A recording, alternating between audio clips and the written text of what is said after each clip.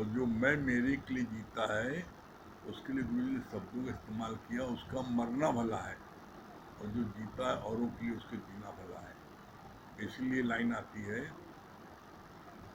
जो अपने तन का मन का धन का दूजों को जो दे दान, वो सच्चा इंसान और धरती का भगवान। आप अपने अंदर झांक के देखो, क्या आप निष्काम कार्य के लिए आप एक पैसा खर्च करते हो? अपने को खिलाना पिलाना, अपने वाले को सब करना, ये तो सब करते हैं, ये तो पशु भी करते हैं। पशु और आप में क्या अंतर है? पशु भी मैं मेरे के लिए करता है और तुम भी मैं मेरे के लिए करती हो।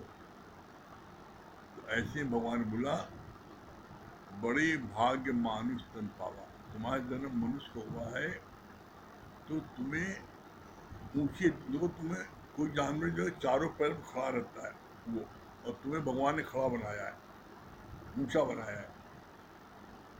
तो ऊंचे कार्य भी करो ना। ऊंचे कार्य का मतलब क्या है? कभी आपको करके देखो तो आपको कितनी खुशी मिलती है। आप किसी को खिला के देखो, किसी का कोई कार्य करके देखो बिना पाई पैसे के, कोई कोई अंदर में इच्छा नहीं रखो, तो आपको देखो कितना मन में प्रसन्नता है। और इसीलिए आप देखो, बोलते हैं देने वाले का हाथ हमेशा ऊपर रहता है और लेने वाले का हाथ नीचे रहता है।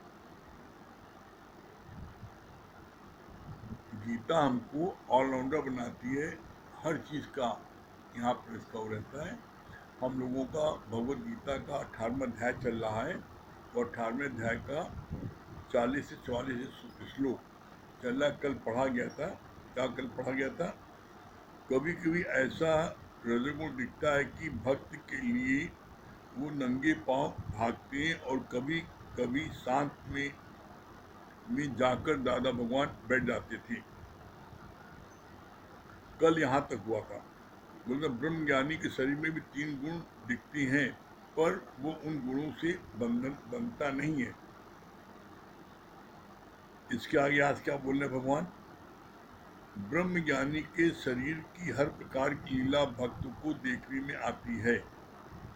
कभी कभी तो ऐसा घोर तमोगुण की अजगर की तरह एक ही स्थान पर बैठ जाते थे। उनका तमोगुण अगलों को भी अंतर्मुखता की तरफ ही प्रवृत्त करता है। कितनी प्यारी बात बोली भगवान ने। क्या कहा?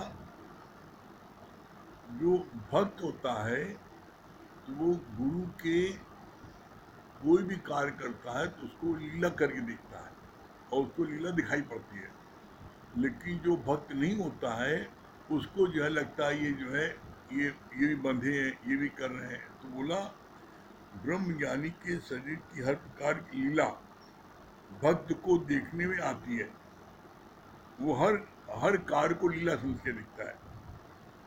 और कभी कभी दादा भगवान, उनके अंदर ऐसा तमोगुण रहता था, एकदम अजगर की तरह एक ही स्थान पर कहीं नहीं आते थे। जब कहीं नहीं आते थे तो जितने भक्त थे उनको भी इस बात की प्रेरणा मिलती थी कि देखो दादा भगवान कुछ नहीं कर रहे हैं लेकिन सब कुछ हो रहा है। कहते थे कि वो इस कमरे में बैठे हैं और किसी भक्त को दिया सत्संग करो और वो कर रहा है, तो बड़ा खुश होते, देखा मैं तो बोल रहा हूँ वहां से, और वो जो मैं बताता हूँ तो वो बता रहा है। तो वो बड़ा खुश होते थे और कहते थे कि तुम अपने को अलग हटा के देखो कि सारा कार्य हो रहा नहीं हो रहा है। बोला, ये परमात्मा का कार्य परमात्मा स्वयं चलाता है, तुम चलाने वाले नहीं हो। तो यहाँ पर ब्रह्म ज्ञानी जो है वो अपने को अकर्ता जानता है, इसीलिए वो अजगर की तरह लेट जाता है, आराम करता है, किसी चीज में इंटरेस्ट नहीं लेता है। उसको इस बात को नहीं पकड़ लेती, नहीं हमें तो जाना है, बैठना है, सत्संग करना नहीं, भगवान का है भगवान करेगा। फिर आगे बोला,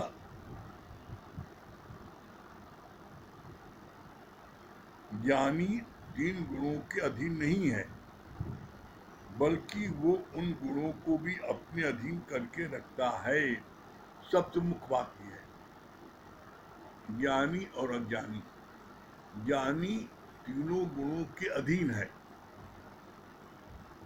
अज्ञानी जो तीनों गुणों का अधीन है, और ज्ञानी तीनों गुणों को अपने अधीन करके बैठा। फर्क ये है, अब अपने अधीन करके बैठा है तो इसका मतलब हुआ कि जो उसको गुरु की प्रेरणा मिलती है वो उस कार्य को करता है। कैसे? जैसे किसी भक्त ने याद किया और वो संकट में है, तो गुरु नंगे पैर भागता है उसके लिए, विदाउट एनी सेकेंड गंवाए।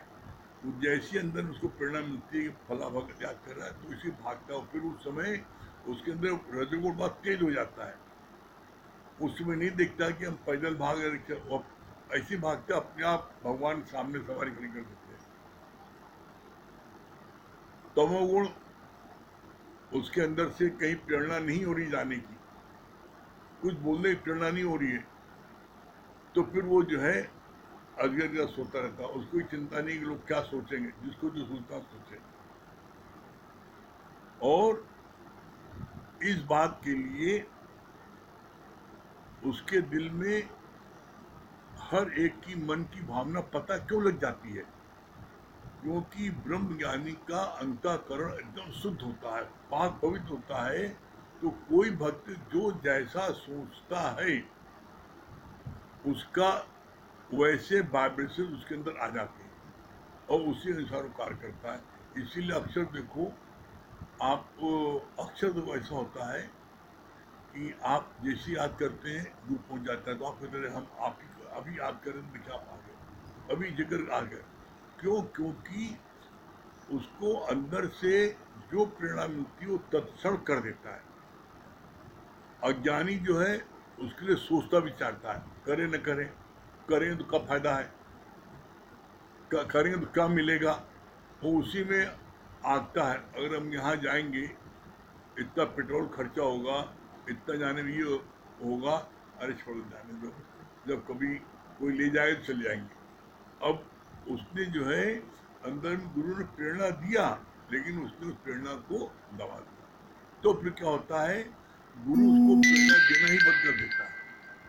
और जिसने जैसी प्रेरणा मिली तत्क्षण उसको अमल किया, तो गुरु उसको फिर उसको बारंबार प्रेरणा देता रहता है। कैसे? आप अपने को लेके देख लो, आपके 4 बेटे हैं और आप किसी बेटे से कोई काम इशारा करते हो तो आप इशारे से उस काम को तुरंत कर देता है, और कोई बेटा जो है आप कहते हो तो उस काम को जो है वो कई दिन लगा देता है।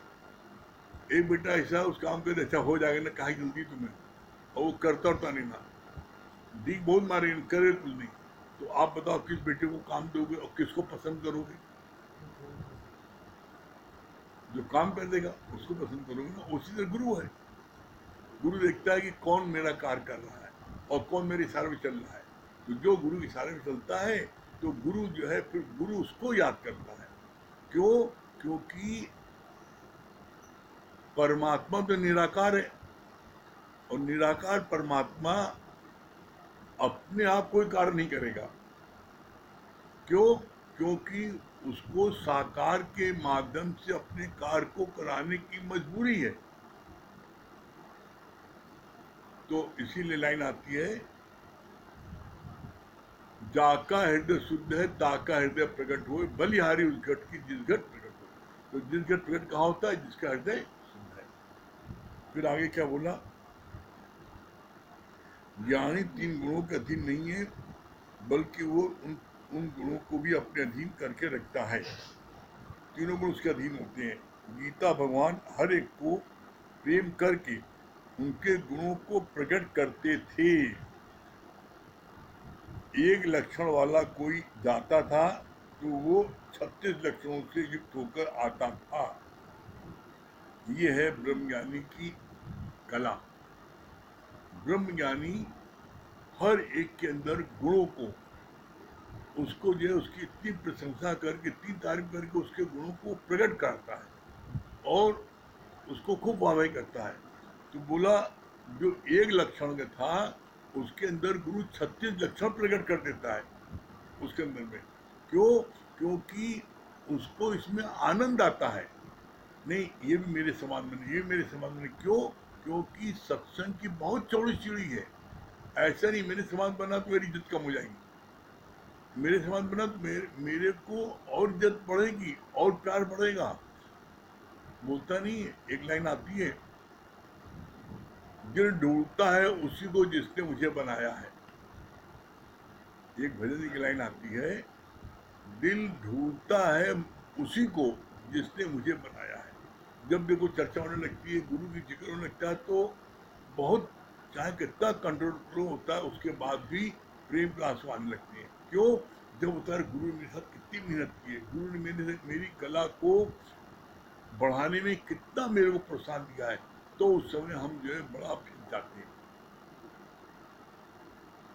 और एक लक्षण वाला आता है गुरु पास में और 36 लक्षण से युक्त हो जाता है। कृष्ण को योगेश्वर कहा गया है, यानी कर्म का आर्टिस्ट। सगल ते मध्य सगल ते उदास, यानी तीजा नेत्र खोलता है तो तुम्हारा हर विकार भस्म हो जाता है। कितनी बढ़िया बात बताई भगवान ने।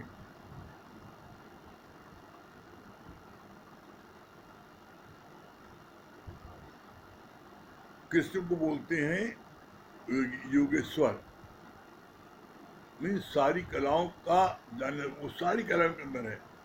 और किसी के गुण को प्रकट करना यह हर एक की बस की बात नहीं है। आप जब किसी को बहुत अच्छे से ऑब्जर्व करोगे तब आपको उसके अंदर के गुण पता लगेंगे, और आप पता लगेगा इसका ये गुण, इसका गुण जो है ये प्रकट करें तो ये बहुत अच्छा कर सकता है। तो गुरु धीरे धीरे धीरे धीरे उसको जो है बढ़ावा दे करके और उसके गुण को प्रकट करता है। इसीलिए गुरु एक लाइन बोलते हैं हमेशा कि अपने को ऐसा लायक बनाओ कि तुम्हारे को वो स्थान, जिसका जो स्थान है उसको मिल जाएगा, तुम्हारे चाहने से नहीं मिलेगा। अपने अंदर इतनी लायकियत पैदा करो कि तुम्हें जो है, तुम बोला नहीं, जो जो पत्थर होता है जिस लायक उसको वहां लगा फिट किया जाता है। तो ऐसे में अपने को इतना हुनरदार बनाओ कि तुम्हारे को गुरु जो है अच्छे से फिट करे। और क्या बात बोली,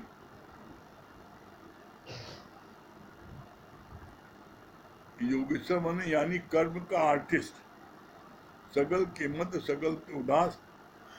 ज्ञानी भी जो है परिवार में रहता है, घर में रहता है, समाज में रहता है, और सबके साथ में इतना हिलमिल के रहता है कि कोई समझ नहीं पाता है ज्ञानी है। वो जब वाणी सुनता तब कह रही है तो ज्ञानी है। इसीलिए बोलते नहीं कि व्यक्ति की पहचान किससे होती है, वचन से, उसके उससे। तो ऐसे में आप ये देखो कि आप के मुख से कौन से शब्द निकल रहे हैं, और ये बात अपने जीवन के अनुभव से कह रहे हैं। आप परमात्मा के अलावा कोई बात मत करो, जब बात करो तो परमात्मा की, पी की पचर में या पी के पचार में आप बात करोगे तो आप देखोगे आप दुनिया में सबके प्यारे हो जाओगे। क्यों?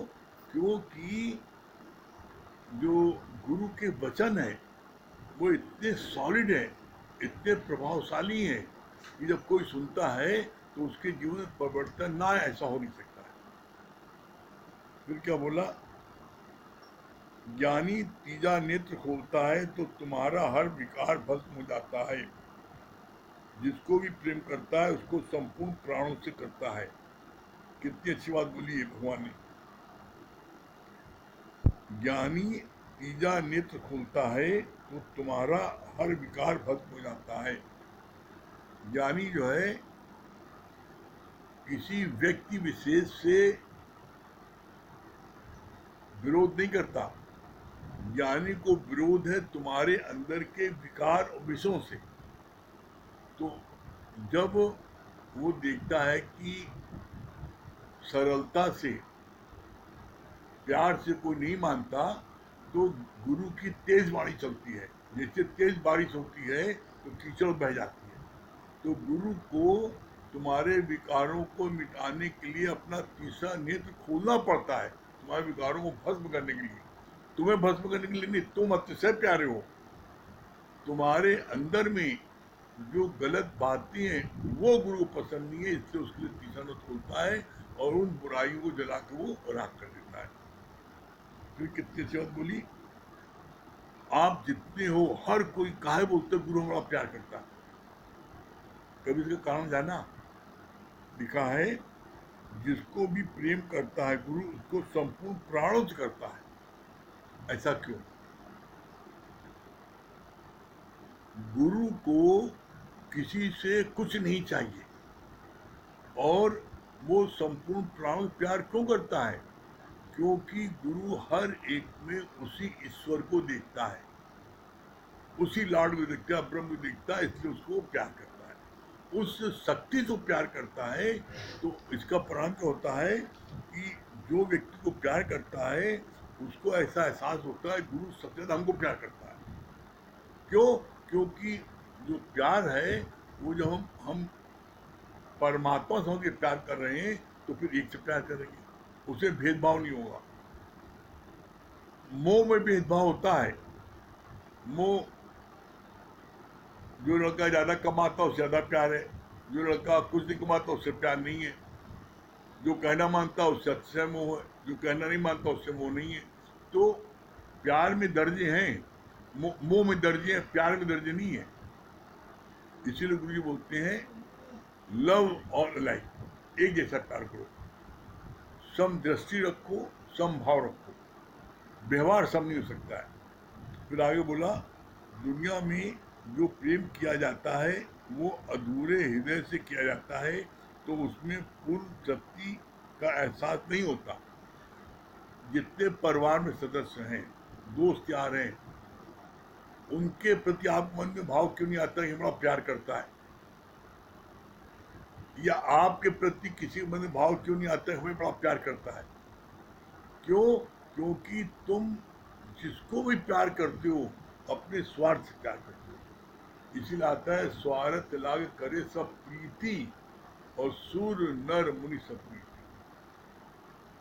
जो व्यक्ति भी किसी को प्यार करता है वो अपने स्वार्थ के अनुसार प्यार करता है। कोई जो है निस्वार्थ प्यार करते नहीं है, इसीलिए जो है उसके प्यार में फर्क है। और इसीलिए जिसको तुम प्यार करते हो उसके तक तुम्हारा प्यार नहीं पहुंचता। और इसीलिए न तुम्हें और न उसे, दोनों को पूर्ण तृप्ति नहीं मिलती। जैसे गुरु हमें प्यार करता है तो हमें पूर्ण तृप्ति है, गुरु हमें पूर्ण प्यार करता है, बड़ा प्यार करता है, उससे गुरु को तृप्ति है। लेकिन जब तुम आधा अधूरा किसी को प्यार करते हो तो तुम्हें आधा अधूरा तृप्ति तुमको भी मिलती है, और जिसको प्यार करते उसको भी आधा तृप्ति मिलती है।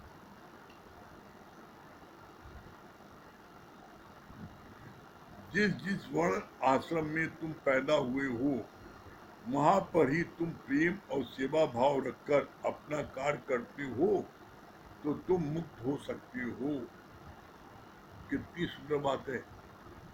जिस जिस वर्ण आश्रम में आप पैदा हुए हो, कौन कौन से हैं वर्ण आश्रम? क्या है? ब्राह्मण, क्षत्रिय, शूद्र, वैश्य, ये 4 वर्ण आश्रम है।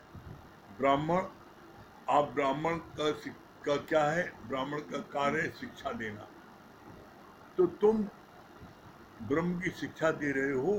देखो, अगर तुम ब्रह्म की शिक्षा नहीं दे रहे हो, ब्राह्मण कुल पैदा हुए हो और तुम आपके हरिजन का कार्य कर रहे हो, सफाई कर रहे हो, तो सफाई भी पूजा समझ के करोगे तो तुम्हारे वो कार्य जो है क्या है, तुम्हें मुक्ति दिला सकता है।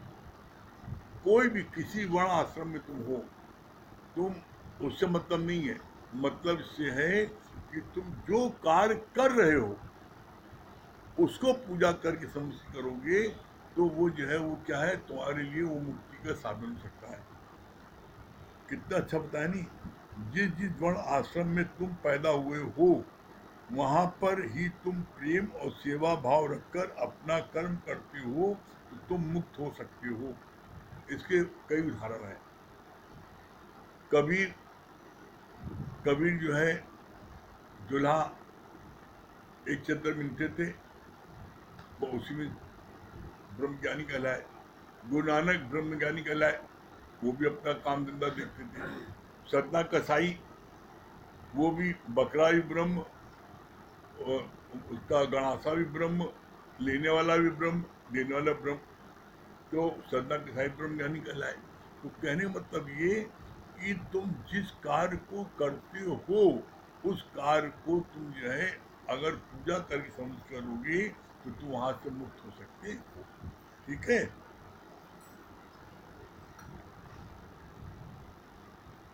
चलिए।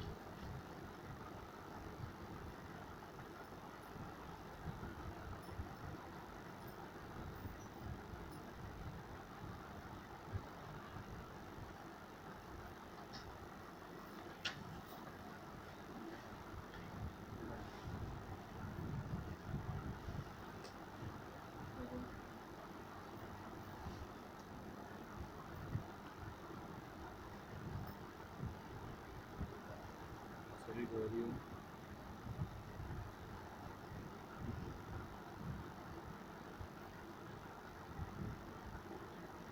आज बहुत अच्छी बात पढ़ रहे थे संत तुकाराम जी के बारे में।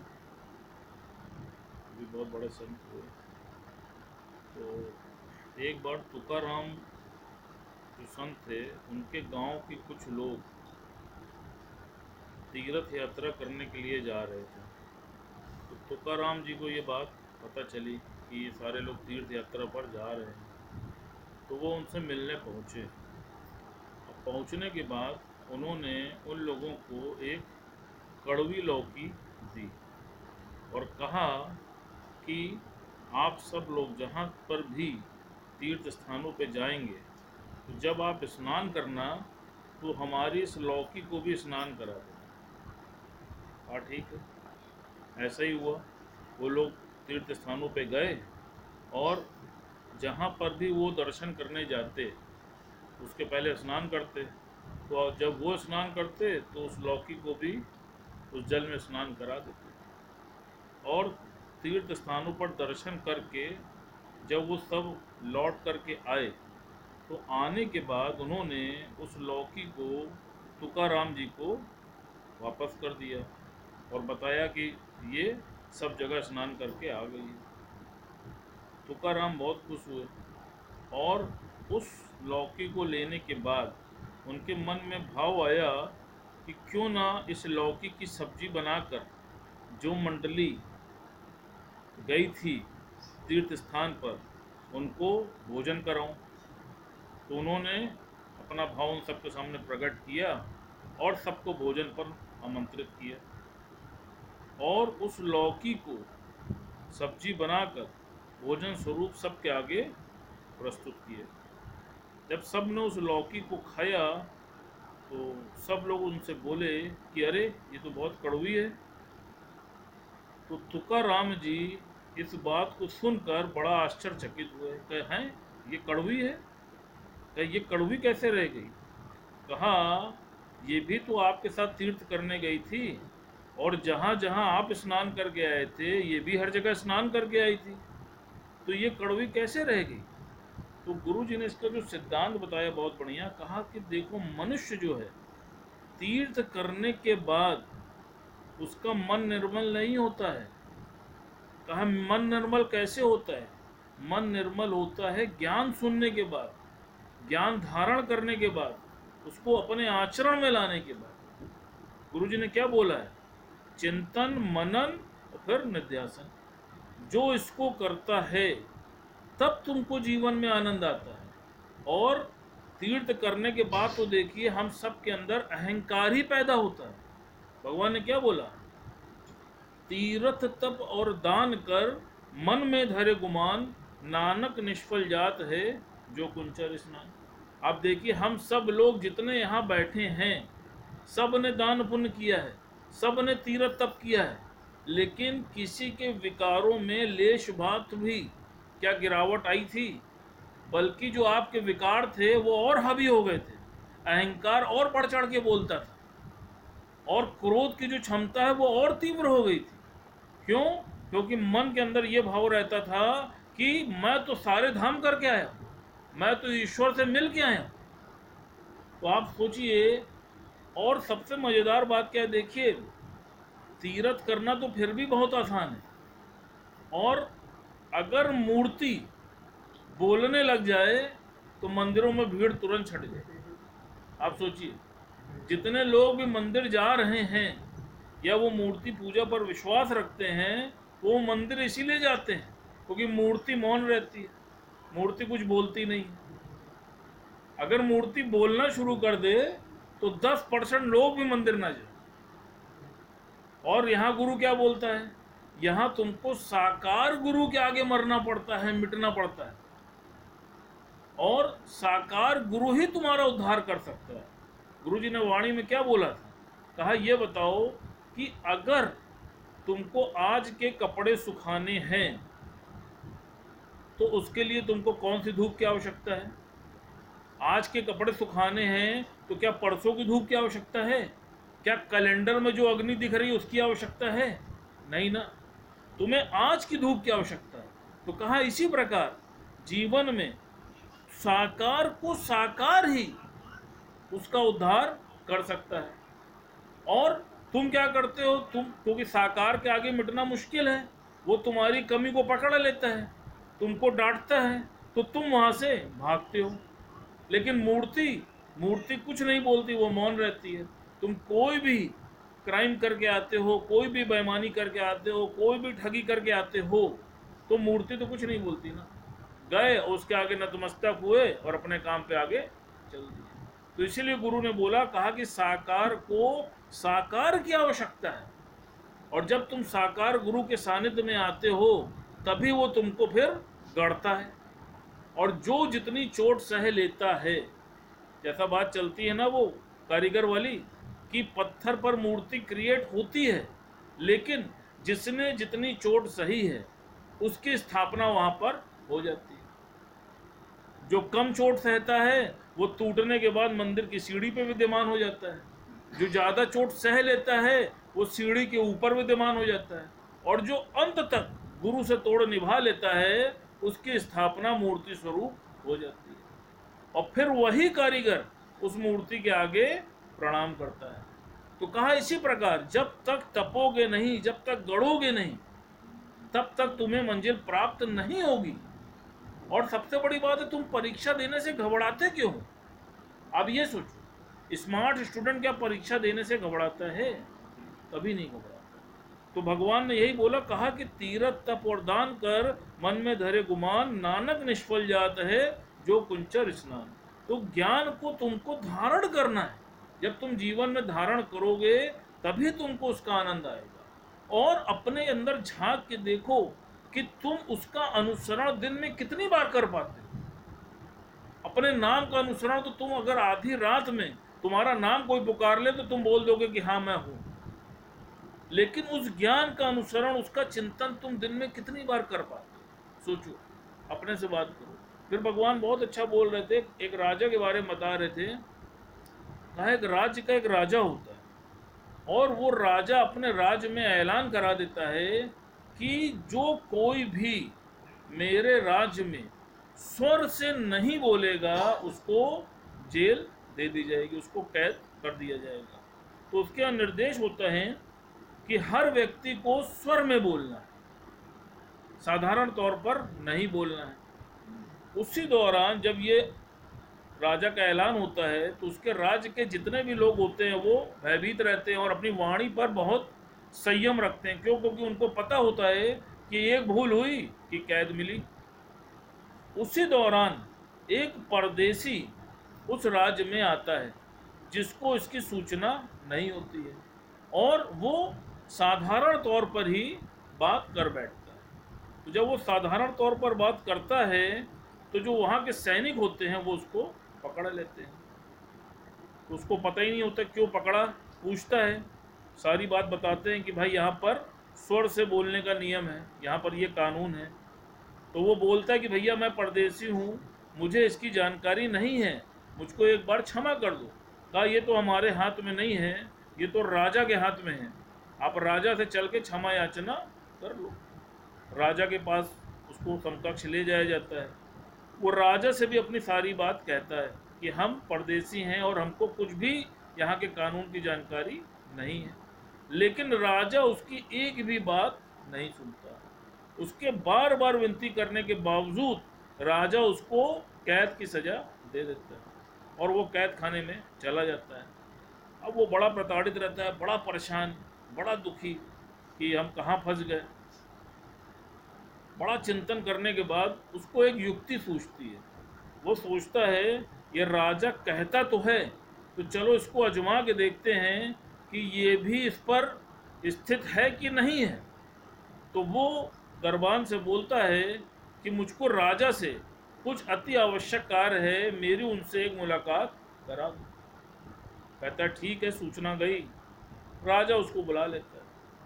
जब वो राजा के पास पहुंचता है तो वो राजा से क्या बोलता है, वो राजा से गा के बोलता है कि राजा जी सुवागतम। तो राजा उसकी ये लय को देख के बड़ा प्रसन्न होता है। उसको लगता है कि इसको मैंने कैद में डाला था, तो देखो अब इसको ये बात समझ में आ गई और अब ये स्वर में बोलने लगा। राजा बड़ा ही प्रसन्न होता है। थोड़ी देर के बाद फिर वो राजा से बोलता है कि राजा जी आपका महल में आग लगी। तो राजा को क्रोध आता है, कहे आग लगी तो इतनी धीरे धीरे क्यों बोल रहे हो, इतना गा के क्यों बोल रहे हो, तुम जल्दी बोलो। तो जैसे ही राजा कहे कहाँ आग लगी बताओ जल्दी, तो जैसे ही वो रूड वे में बोलता है तो वो जो लड़का होता है वो क्या बोलता है, कहता है राजा जी को अब कैद खाने में डालो। क्यों? क्योंकि इन्होंने भी स्वर को तोड़ा। तो भगवान ने इसका सिद्धांत बहुत अच्छा बताया। कहा देखो ये बात राजा को तब समझ में आई कि वो उसकी परीक्षा ले रहा था। तो कहा इसी प्रकार तुम भी ज्ञान तो सुना देते हो, लेकिन ध्यान रखना कि जितने लोगों को ज्ञान सुना रहे हो ये सब तुम्हारी परीक्षा लेंगे जरूर, तुमको छोड़ेंगे नहीं। दूसरी बात, जो धारण करना वही बोलना। क्यों? क्योंकि तुमने जितने लोगों को सुनाया समझ लेना वो आज से तुम्हारे पहरेदार हो गए। और आप देखिए ये चीज मैंने अपने जीवन में महसूस की है कि जितने लोग भी जुड़े होते हैं, जब विषम परिस्थितियां आती हैं तो वो लोग जो सत्संग में नहीं भी आते हैं वो उस समय जरूर आते हैं और वो तुमको चेक करने आते हैं कि अब देखें कि ये उस परिस्थिति को कैसे हैंडल करता है। जब गुरु जी का शरीर शांत हुआ, हम सबका वहाँ जाना हुआ, तो मैंने लोगों को देखा कि जो लोग कभी बहुत कम आते थे वो भी वहाँ गए। उन्होंने भी लोगों को सर्च किया कि देखें इनकी क्या मनोस्थिति है। तो भगवान ने बोला, कहा देखो ज्ञान केवल सुनाना नहीं है, तुम ज्ञान का पहले मनन करो, चिंतन करो, निध्यासन करो, अपने जीवन में धारण करना और तभी तुम उसको बोलना। तुम कभी ये मत सोचना कि तुम किसी और को ज्ञान सुना रहे हो, तुम स्वयं को सुना रहे हो। तुम जो कोई भी कार्य कर रहे हो वो अपने उद्धार के लिए कर रहे हो। तो देखिए ये बात एकदम सत्य है। और फिर देखिए कि ज्ञानी जो होता है वो परीक्षा देने से कभी डरता नहीं है। क्यों? क्योंकि वो उसकी स्थिति वहां पे होती है। जिसकी स्थिति नहीं होती, जो आर्टिफिशियल होता है वही तो डरता है। ओरिजिनल कभी डरता है क्या, मुझे बताओ। आर्टिफिशियल गहना पहनोगे और कहीं जाओगे तो मन में भय होगा ना, लोग जान न जाए। ओरिजिनल पहनने के बाद भयभीत होते हो गया, पता भैया ओरिजिनल है। तो भगवान ने बोला इसी तरह नॉर्मल, नेचुरल, ओरिजिनल, अपने को ओरिजिनल रखो। फिर भगवान बोल रहे थे, कहा देखो ज्ञानी क्यों भयभीत नहीं होता। क्यों? क्योंकि वो परम पिता परमेश्वर का आधार लेके बैठा है। वो दुनिया में किसी और का आधार लेके नहीं बैठा है, वो उस परमात्मा का आधार लेके बैठा है, जिसकी वजह से वो भयभीत नहीं होता, और सारी परीक्षाओं में वो सफल हो जाता है। फिर भगवान इस पे बहुत अच्छा बता रहे थे, कहा कि एक बार एक साहूकार होता है और उसके यहाँ कुछ मजदूर होते हैं जो कार्य किया करते हैं। तो उनमें एक मजदूर जो होता है वो बहुत तेजी में, बहुत फुर्ती में कार्य किया करता है। जो बाकी मजदूर होते हैं वो बड़ा ही सुस्त ढंग से कार्य करते थे। तो वो मजदूर के लिए वो साहूकार बोलता है बाकी मजदूरों से कि भाई इसको देखो, ये कितनी जल्दी जल्दी तसले को उठा के ऊपर पहुंचा के आ रहा है और तुम लोग कितना सुस्ती में कार्य कर रहे हो। तो उनके बीच का जो मजदूर होता है वो कहता है महाराज ठीक है, मैं इसके बारे में कल आपको बताऊंगा। कहा क्या बताओगे? कल आपको इसकी सूचना दूंगा। कहा ठीक है। तो जब वो मजदूर सोता रहता है तो क्या करते हैं कि उसका नाड़ा जो है वो काट देते हैं और उसके नाड़े में कमरबंद में अशर्फियाँ होती हैं और वो सारी अशर्फियाँ वो सारे मजदूर लेके चले जाते हैं। जब वो सो के प्रातःकाल उठता है और जब वो उन अशर्फियों को नहीं पाता है तो बड़ा व्याकुल हो उठता है और बड़ा ही निराश होता है कि अरे ये कहाँ चला गया। क्यों? क्योंकि उसकी जो ताकत थी वो उसकी वो अशर्फियाँ थी। अगले दिन जब वो काम पे जाता है तो बड़ा ही निराश रहता है, बड़ा ही सुस्त काम करता रहता है। तो जो साहूकार होता है वो उन मजदूरों से पूछता है कि क्या हो गया, इसकी तबीयत ठीक नहीं है, क्या बात है? कि नहीं महाराज, इसकी ताकत थी इसकी अशर्फियाँ, ये अशर्फियाँ रख के कार्य करता था जिसकी वजह से ये अपने को ताकतवर महसूस करता था। क्यों? क्योंकि इसके पास आधार था उन अशर्फियों का। कहा गुरुजी ने इसका सिद्धांत बताया, कहा इसी प्रकार देखो जब उसका वो आधार उससे छिना तो वो निराधार हो गया, उसको परेशानी महसूस हुई। कहा इसी तरह जीवन में तुम लोग भी किसका आधार लेके बैठे हो? तुम आधार लेके बैठते हो माया का, तुम आधार लेके बैठते हो पति का, तुम आधार लेके बैठते हो पिता का। जब तुमसे जीवन में वो आधार छूटते हैं तो तुम टूट जाते हो। और जो उस परम पिता परमेश्वर का आधार लेके बैठा है तो क्या कभी उसका आधार छूट सकता है? टूट सकता है? अपने से पूछो। तो भगवान ने बोला कि आधार लेना ही है तो क्यों नहीं उस परम पिता परमेश्वर का आधार लेते हो जिसने पूरे विश्व को आधार दिया है। कहा उस विश्वनाथ का क्यों नहीं आधार लेते हो जिसने पूरे विश्व को संभाल रखा है। क्यों? क्योंकि तुम अज्ञानता में ही तो दुनिया वालों का आधार लेते हो। तो भगवान ने क्या बोला?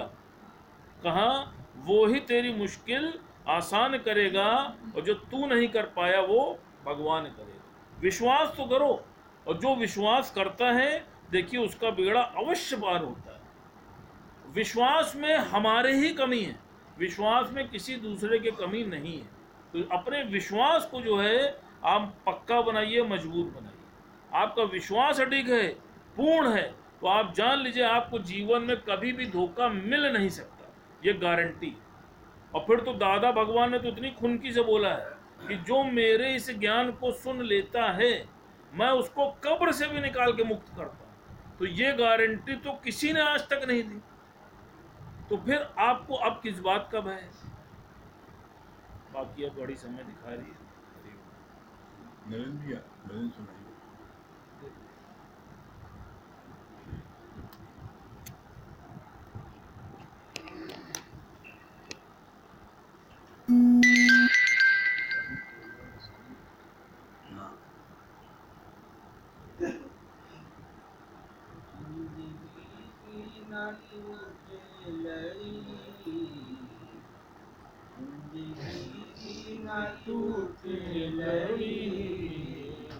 नाम जपले ओ नाम जपले लड़ी दो घड़ी। ओ मोह माया के बंधन को छोड़ो, मोह माया के बंधन को छोड़ो। मौत हर पल है सर पे खड़ी, नाम जपले ओ नाम जपले घड़ी दो घड़ी, जिंदगी की न टूटे लड़ी, नाम जप ले घड़ी नाम भज ले घड़ी दो घड़ी। ओ लाख दौलत कमाई तो क्या, लाख दौलत कमाई तो क्या, संग कुछ आन जानी नहीं। लाख दौलत कमाई तो क्या, संग कुछ आन जानी जानी नहीं। जान कर भी तू अनजान है, क्या ये तेरी नदानी नहीं। ओ जान कर कर भी तू अनजान है, क्या ये तेरी नादानी नहीं। ओ रह जाएगी, रह जाएगी माया बड़ी नाम जप जप ले ले हो नाम जप ले घड़ी दो घड़ी। जिंदगी की न न टूटे लड़ी, नाम जप ले हो नाम जप ले घड़ी दो घड़ी। ओ कितनी जिंदगानी है ये, ओ कितनी गानी जिंदगानी है ये, बहती नदिया का पानी है ये, कितनी कितनी जिंदगानी है ये। बहती नदिया का पानी है ये, ये जो ब्रह्मांड इस नाथ में, चार दिन की कहानी है ये। ओ ये पटाखे की, ये पटाखे की है फुलझड़ी, नाम जप ले ओ नाम जप ले घड़ी दो घड़ी। जिंदगी की ना टूटे लड़ी, नाम जप ले घड़ी जप ले घड़ी दो घड़ी। कोई आया कोई जाएगा, कौन किसके पीछे आएगा। कोई आया कोई जाएगा, कौन किसके पीछे आएगा। तोड़ के पिंजरा पंछी चला, जाते जाते यही गाएगा। ओ यहाँ सबको है, यहाँ सबको है अपनी पड़ी, नाम जप ले ओ नाम भज ले घड़ी दो घड़ी। जिंदगी की न टूटे लड़ी, नाम जप ले ओ नाम भज ले घड़ी दो घड़ी। नाम जप ले ओ नाम भज ले घड़ी दो घड़ी। सत्य भैया भजन सुनाएंगे।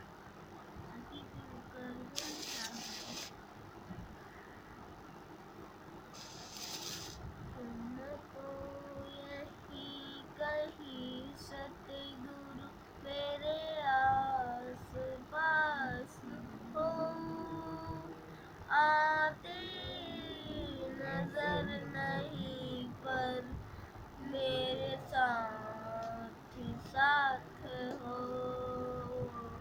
तुमको यही कहीं सतगुरु मेरे आस पास हो, आते नजर नहीं पर मेरे साथ साथ हो।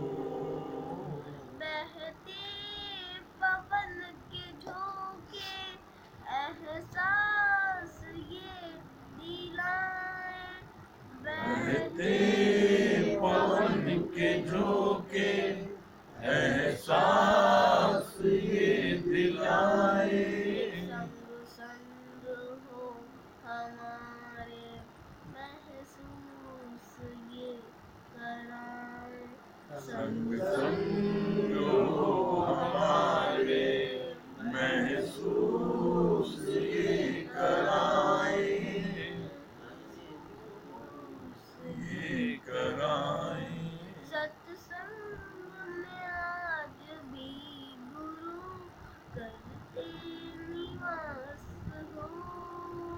सत्संग में आज भी गुरु करते निवास हो। आते नजर नहीं पर मेरे साथ साथ हो।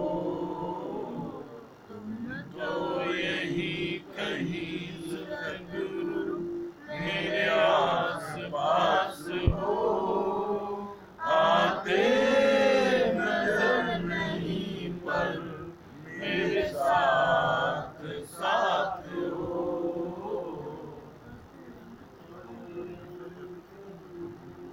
हाँ, द्वारका भैया,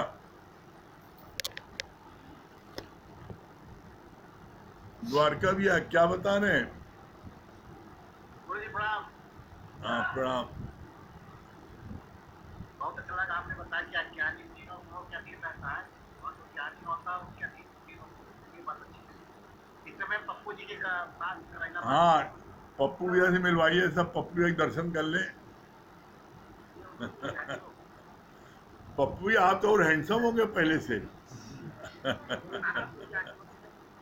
हाँ, हरिओम, ठीक है। बीमारी में जो ना जितना फालतू था वो सब निकल गया। है ना, बहुत बढ़िया, वेरी गुड, ठीक। बहुत अच्छा लग रहा आपको देख करके।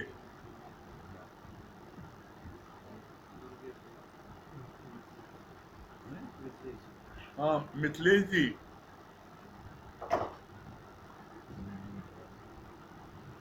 हाँ हाँ हरिओम, हाँ प्रणाम।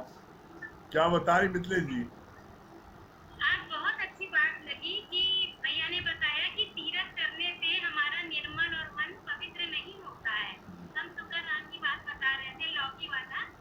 तो सच में लगता है कि पहले हम लोग बहुत तीरथ करके आते थे तो अहंकार आ जाता था, और गुरु का ज्ञान जब हम सुनकर अपने जीवन में उसको धारण करते हैं तब हमारा मन निर्मल और पवित्र होता है। और बहुत एक बात और बहुत अच्छी लगी, आपने बताया कि जो पत्थर जिस लायक होता है वहाँ पे वो लगा दिया जाता है। तो अपने जीवन को ऐसा धारण करें, गुणों को धारण करें अपने, तो वहाँ पे जड़ दिया जाएगा। बहुत सुंदर, गुरु जी के बहुत हाँ बहुत सुंदर। हाँ सुनैना जी, सुनैना जी, हरिओम भैया। हाँ हरिओम, क्या बता रही सुनैना जी? हरिओम। बहुत पहले छोटू को हरिओम, राम राम।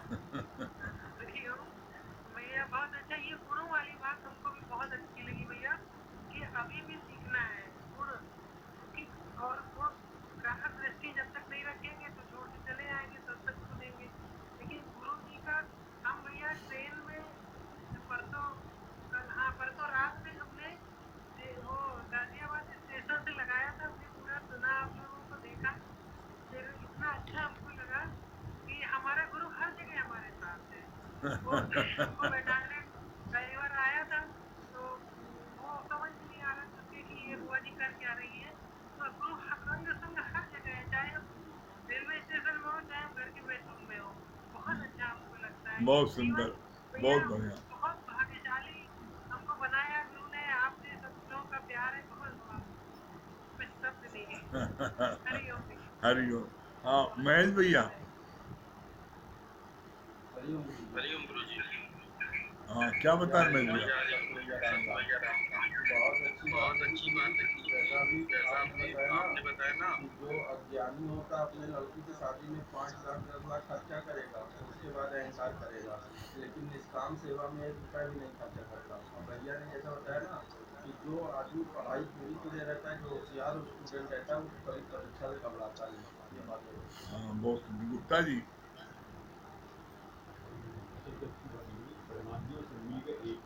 हाँ मालवी जी।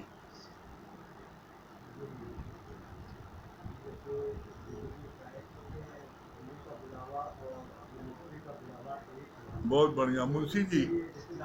हाँ मुंशी जी आगे बढ़ो, आज दिन फास्ट है।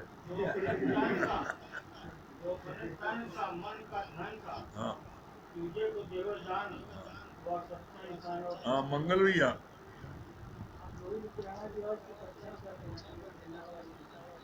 हाँ जगदीश भैया।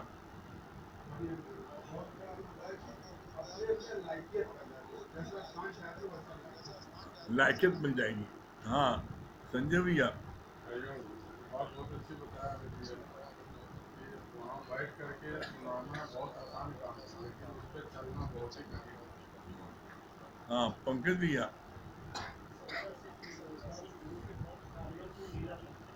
हाँ बहुत अच्छे लोग। भक्त जो है गुरु के हर कार्य को लीला समझता है। हाँ चित्रा जी।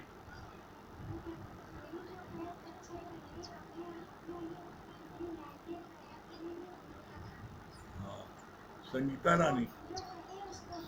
हाँ संगीता रानी।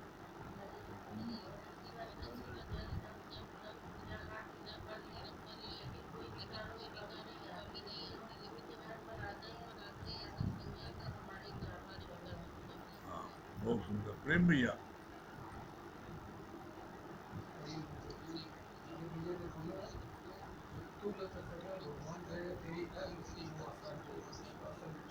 हाँ सज्जन भैया।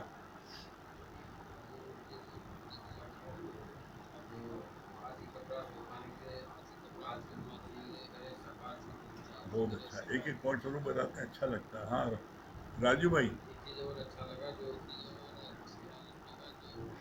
जैसे नाम हमारा पक्का हो गया, उसी तरह ज्ञान राजू भैया। बहुत अच्छी बात उन्होंने सुनी थी, बोला कि जो चीज कहो उसको जीवन में लगाना भी चाहिए।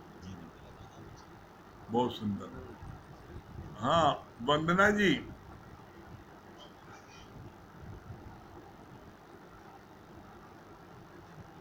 वंदना जी। हाँ हरिओम। क्या बता रही हैं?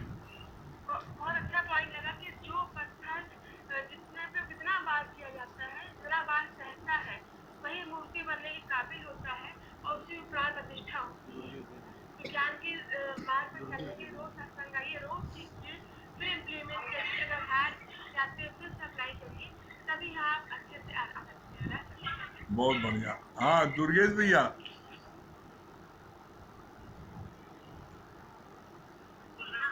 दुर्गेश भैया क्या बोल रहे हैं? हरिओम गुरु जी। हरिओम। क्या बता रहे हैं? हाँ गुरु जी, बहुत अच्छी बात बताई ना आपने। साकार गुरु ही तुम्हारा उद्धार कर सकता है। ये बात बहुत अच्छी लगी गुरु जी। हाँ साकार गुरु ही हमारा उद्धार कर सकते हैं। दूसरी बात अमित भैया की बात ये अच्छी लगी कि अपने को हमेशा ओरिजिनल रखें। जो आपको ओरिजिनल भाव है, तो ओरिजिनल है आप। हाँ सुदामा भैया क्या बोल रहे हैं? ये बात बहुत अच्छी लगी। सुदामा भैया क्या बता रहे हैं? हरिओम गुरु जी। हाँ सुदामा भैया। हरिओम गुरु जी। हरिओम। बहुत अच्छी बात लगी, बहुत अच्छी बात लगी गुरु जी। हाथ हटाइए दुर्गेश भैया आप। सम्मान से लेता है वो। आवाज आ रही है गुरु जी? हाँ हाँ आ रही है।